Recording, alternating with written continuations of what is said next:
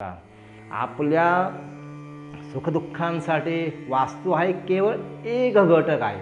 त्याचं प्रमाण किती की फक्त 10 ते 15% एवढंच फक्त तुमच्या सुखदुःखाला कारणीभूत असेल की वास्तुशास्त्राप्रमाणे वास्तू नसणं म्हणून. याचा अर्थ असा नाही की तुम्ही ही काही संपूर्ण वास्तू ही पूर्ण दोषपूर्णच आहे, तुम्ही तिथं राहिलं की तुमच्यावरती मोठा आभाळ कोसळणार आहे, असं काही होणार नाही आणि होत नाही. त्याप्रमाणे ती सर्व भीती तुम्ही काढून टाका.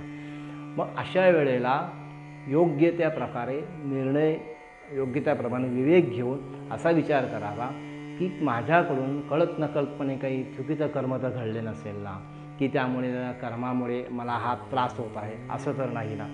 असं विचार करावा की यामध्ये जास्तीत जास्त शुभ विचार, जास्तीत जास्त पॉझिटिव्ह, जास्तीत जास्त सकारात्मक विचार करून मला ह्याच वास्तूमध्ये चांगले काही बदल करता येतील का. तर समजा तुमची वास्तुशास्त्र म्हणून वास्तू नाही समजूया, तर अनेक उपाय सांगितलेले की त्याच्यावरती